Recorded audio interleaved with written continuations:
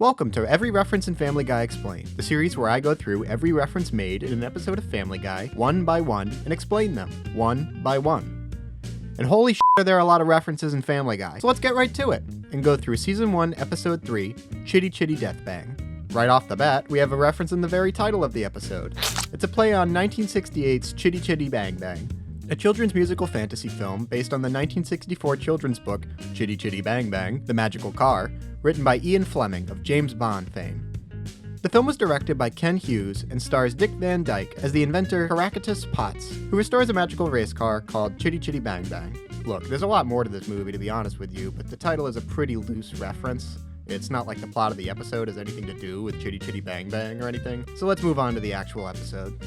The Griffin family has plans to host Stewie's upcoming first birthday party at a location known as Cheesy Charlie's. I just confirmed everything with the birthday party planner down at Cheesy Charlie's. This is a parody of Chuck E. Cheese, a real-life American children's entertainment restaurant chain. Founded in May of 1977 in San Jose, California, each Chuck E. Cheese location features arcade games, pizza, music, and animatronic mouse shows. The chain is named after its main character and mascot, Chuck E. Cheese. Fun fact, Yay! The E in Chuck E. Cheese stands for entertainment. We also have a reference to West Side Story, the musical theatrical production written by Jerome Robbins, with music by Leonard Bernstein, and lyrics written by Stephen Sondheim. Look, hey Jeff, it's Officer Krupke. Oh yeah, like from West Side Story. From West Side Story. Set in the mid-50s in the Upper West Side of the New York City borough of Manhattan, the play was inspired by William Shakespeare's Romeo and Juliet, and follows the love story between Tony and Maria amidst the conflict between two teenage rival street gangs, the Jets and the Sharks. Oh, I thought we were just gonna rumble with those greasy sharks. Not without 7 years of ballet and 2 of jazz tap, we're not. The original 1957 Broadway production ran for 732 performances before going on tour, as well as being nominated for 6 Tony Awards in 1958, including Best Musical, and winning the awards for Best Choreography and Best Scenic Design. The show was adapted into a 1961 film, which itself won 10 of the 11 Academy Awards it was nominated for, including Best Picture. Filmmaker Steven Spielberg directed a 2021 film adaptation of West Side Story, which was also nominated for the Academy Award for Best Picture, along with 6 additional nominations, ultimately winning the award for Best Supporting Actress. We also have a reference to Hanson, an American pop rock band made up of 3 brothers from Tulsa, Oklahoma, namely Isaac, Taylor, and Zach Hanson. Hanson is best known for their 1997 song, Bop, from their debut album titled Middle of Nowhere, which ended up earning the group 3 Grammy nominations. Holy crap, it's the Children of the Corn! Peter mistakes Hanson for the Children of the Corn, an American film series that began with the 1984 horror film, Children of the Corn. They ended up making like 11 of these friggin' Children of the Corn movies, each one worse than the last. The original film is based on a Stephen King short story of the same name published in 1977, and the story follows a malevolent entity referred to as He who walks behind the rose, which corrupts and convinces the children of the surrounding town of Gatlin, Nebraska, to ritually murder all of the town's adults. It's not very good, but it was profitable, and that's how you end up with abominations like Children of the Corn 666, Isaac's Return, and Children of the Corn Genesis. Children of the Corn Runaway doesn't even have a Wikipedia article.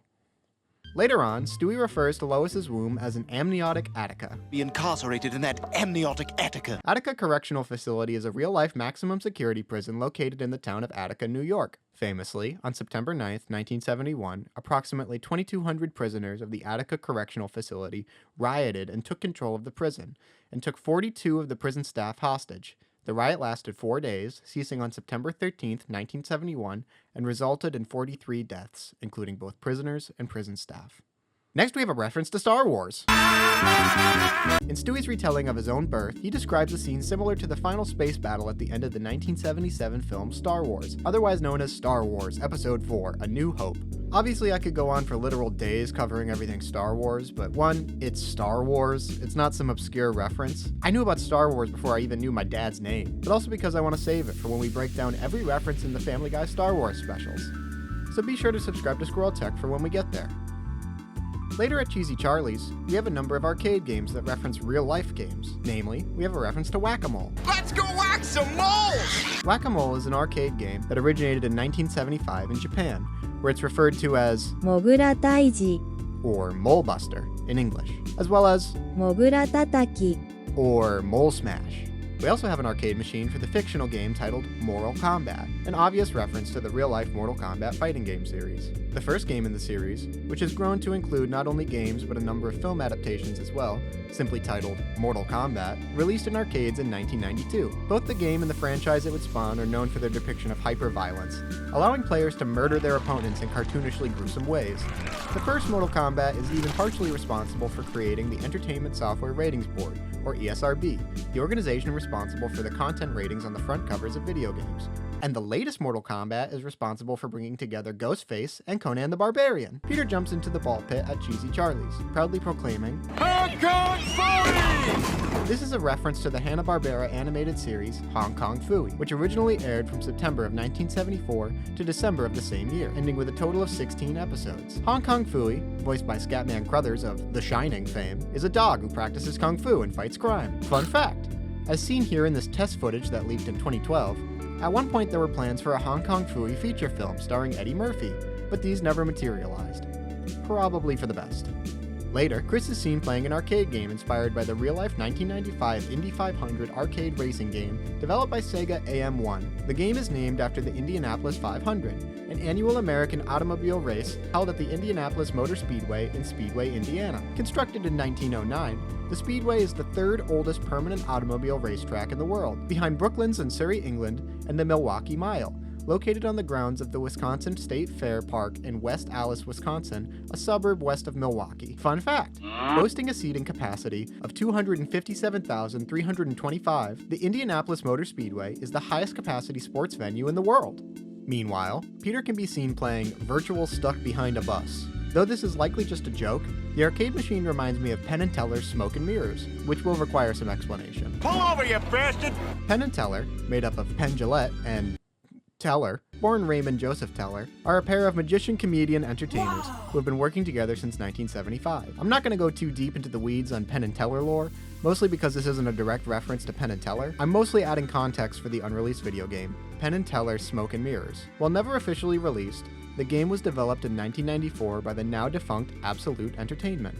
The Sega CD version of the game was actually completed, and even saw a number of review copies be sent out to publications. However, unfortunately, Absolute Entertainment could not afford to ship the game. The game was a collection of 6 minigames, but the most well-known and most relevant minigame was titled Desert Bus. The goal of Desert Bus was to successfully simulate an 8-hour bus ride on a long, straight road from Tucson, Arizona, all the way to Las Vegas in real time. Could Virtual Stuck Behind a Bus be inspired by the unreleased Clown Magician game?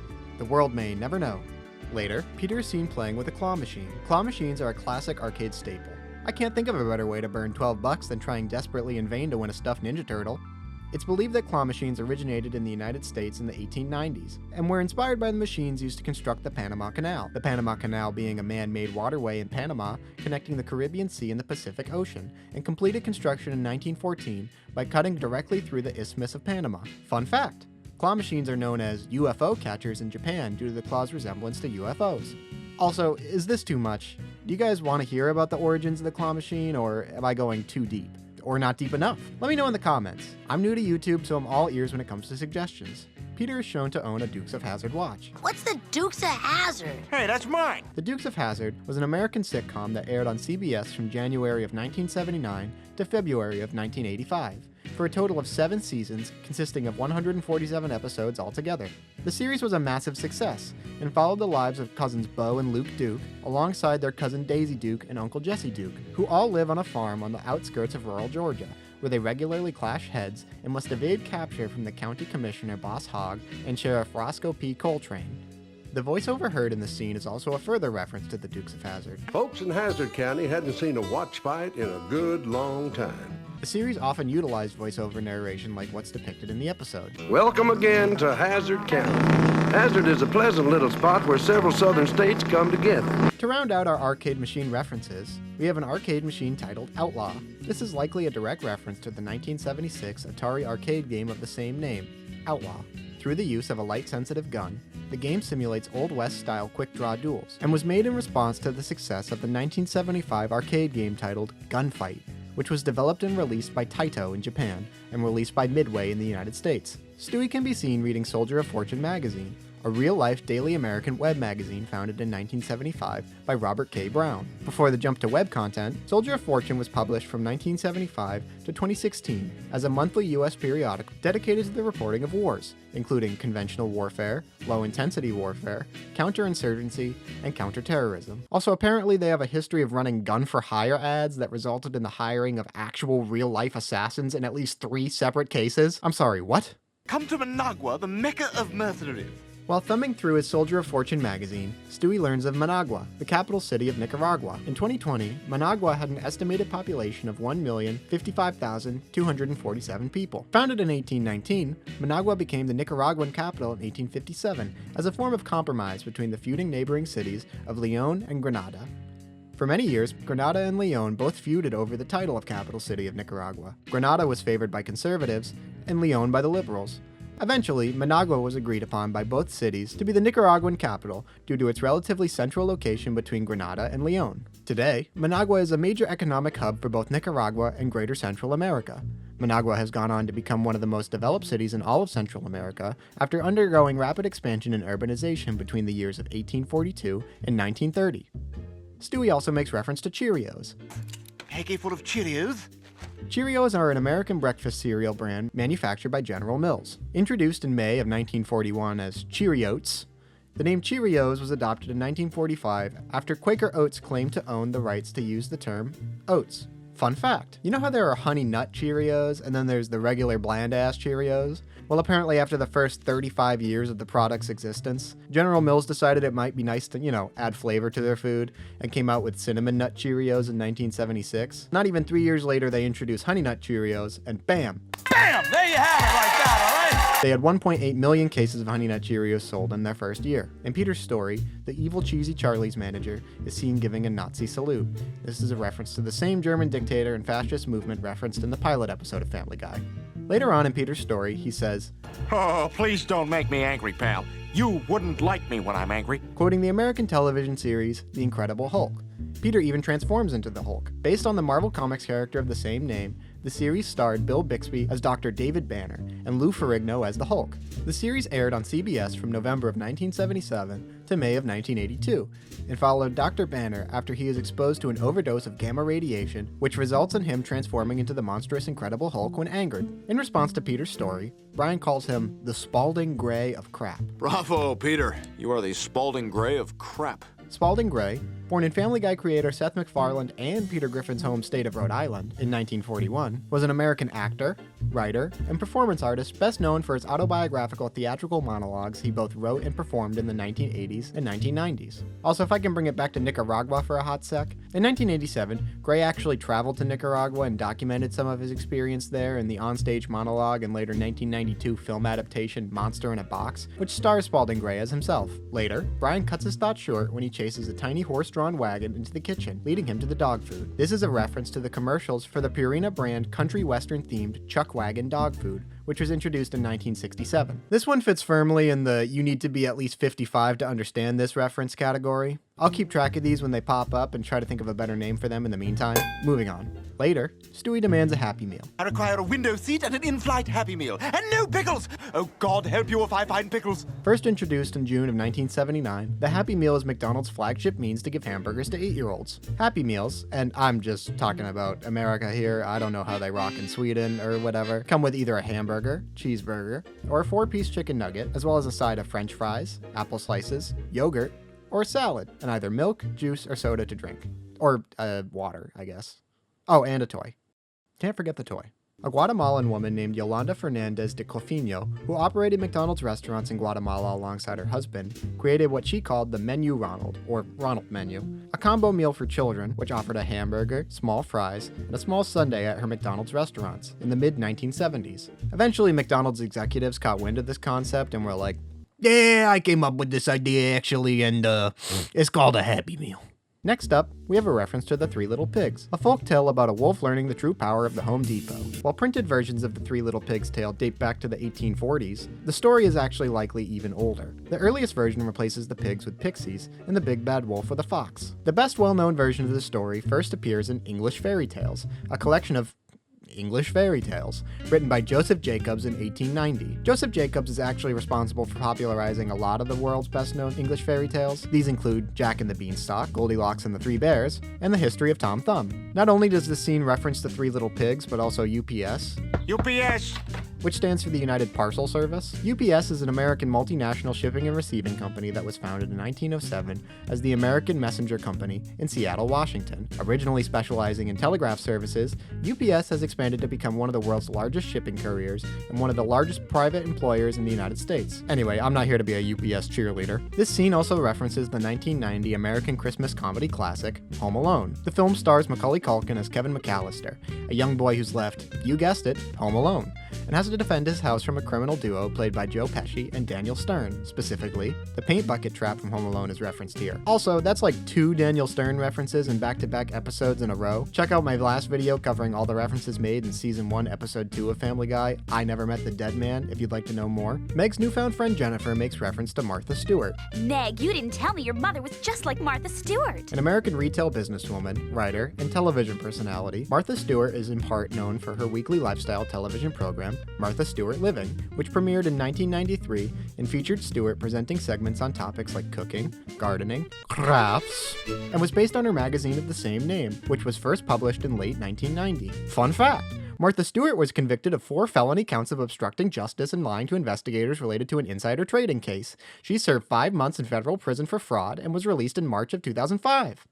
Woo! Later, Bruce can be seen wearing a Spider-Man costume. Spider-Man is a superhero who first debuted in Marvel Comics' Amazing Fantasy number. I'm not really gonna sit here and explain f***ing Spider-Man to you guys. Instead, I'm gonna curveball you a couple Spider-Man fun facts. Fun fact, Peter Parker is a Libra. This means he is diplomatic and charming, often striving for balance and harmony in all aspects of life. However, he can also be indecisive and conflict-averse. Fun fact, Venom 2, Venom There Will Be Carnage, is an actual movie I actually paid actual money to watch. Silly me. Fun fact, Spider-Man's real name is Peter Parker. This has been Marvelous Spider-Man Fun Facts. Next up, we have another Star Wars reference. As the you kind sage, I only hope my heartfelt thanks will keep you warm as you spend the next 10 years in frozen carbonite! Specifically a reference to The Empire Strikes Back, the 1980 follow-up to Star Wars. Even more specifically, it's a reference to the end of the movie where, spoiler alert for a movie you've seen like 12 times already, Darth Vader freezes Han Solo in Carbonite. Moving on. Next we have a reference to the Republican Party. Hey, Lois, look! The 2 symbols of the Republican Party. An elephant and a big fat white guy who's threatened by change. A right-wing political party in the United States, and one of the 2 major parties, the other being the left-wing Democratic Party. More specifically, Peter makes reference to the signifying animal of the Republican Party, the elephant. The elephant symbology first appeared in 1864 in the pro-American President Abraham Lincoln campaign newspaper titled Father Abraham. The newspaper published an illustration of a charging elephant alongside depicting Union Army Civil War victories in various states. Since seeing the elephant was common slang among Civil War soldiers for engaging in combat, the animal was a natural symbol for honoring successful military campaigns at the time. It wouldn't be until 1874 when American political satirist Thomas Nast used the elephant to represent the Republican vote in his political comment, The Third Term Panic, that the elephant was popularized as a symbol for the Republican Party. Third Term Panic was made in response to the New York Herald newspaper's criticisms of President Ulysses S. Grant's then-rumored bid for a third presidential term, which would have been legal at the time. Later, Stewie is seen swinging a set of bottles around like nunchucks. Nunchucks, or Nunchaku, are a traditional East Asian martial arts weapon that's made up of 2 sticks tethered to each other at their ends by a short metal chain or rope. They're also the weapon Michelangelo uses, so that's a plus in my book. Meg joins a cult named Heaven's Helpers. This is likely a reference to the real-life People's Temple of the Disciples of Christ, a cult who, similar to the fictional group featured in the episode, used potassium cyanide in the tragic mass suicide that resulted in the loss of 909 lives on November 18, 1978. We also have a reference to Paul Reiser's Couplehood, a book that, quote, reflects on what it means to be half a couple. Everything from the science of hand-holding, to the technique of tag-team storytelling, to the politics of food and why it always seems to come down to the chicken or the fish. Now, I know what you're thinking.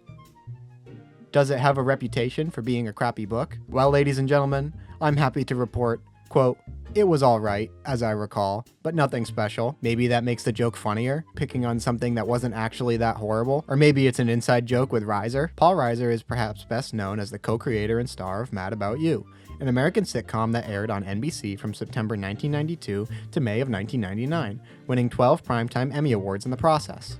Next, we have a reference to Jesus, I mean, a party couldn't be any better if Jesus himself showed up. the central figure of Christianity. Christians believe Jesus to be the Son of God. Specifically, reference is made to the biblical story featured in John chapter 2, verses 1 through 11, which depicts the divine miracle of Jesus transforming water into wine. Here he's depicted getting his groove on. I'm gonna turn water into funk.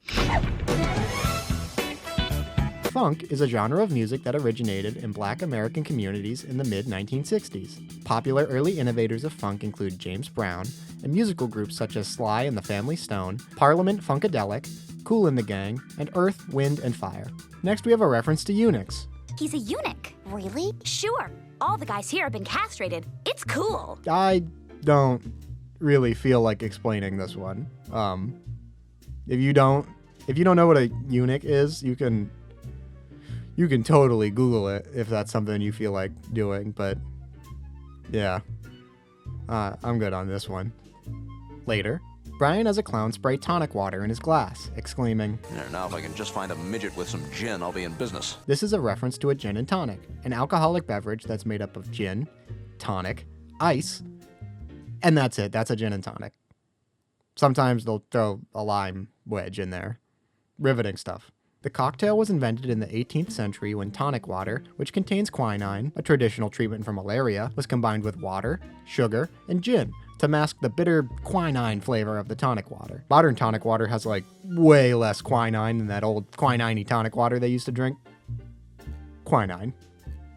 Peter makes reference to the Judds, Oh, no, you're not, honey. What about that fat girl from the Judds? an American country music duo made up of Winona Judd and her mother Naomi Judd. Truly the Penn and Teller of the country music world, the Judds are highly credentialed, having won 9 CMA awards and 4 Vocal Duo of the Year awards, as well as 5 Grammy awards for Best Country Performance by a Duo or Group with Vocal. Peter makes reference to Al Roker, Well, there are only 2 left, and trust me, you did not want the one of Al Roker with the Hershey Kiss nipples. an American journalist and television news personality, best known as the weather anchor on NBC's Today, a position he accepted in 1996 and is held to this day at the time of this recording. Peter also references Hershey's Kisses. First produced by the Hershey Company in 1907, Hershey's Kisses are a staple of completely ruining the upholstery of my car. According to Wikipedia, quote, in 1924, Milton S. Hershey, the Hershey's Company founder, received a registered design trademark for, quote, foil-wrapped conical configuration with plume, which featured the paper plume sticking out from the top of the aluminum foil wrapper. Oh, what the hell? And with that, we have admittedly not my favorite episode of Family Guy. It's okay, but if I had to rank the 3 that we've gone through so far, I'd probably put it last. Where would you rank it? I'm open to your thoughts and suggestions in the comments. Chitty Chitty Death Bang clocks in at a runtime of 22 minutes with a total of 44 references and an average of 2 references per minute, which also makes it the highest references per minute of any episode to date. I also want to take a moment to shout out some of the kind and supportive words I've received in the comments recently. Thank you very much. I appreciate the sentiment. Tune in next time when I explain every reference made in episode 4 of season 1 of Family Guy, Mind Over Murder. Bye.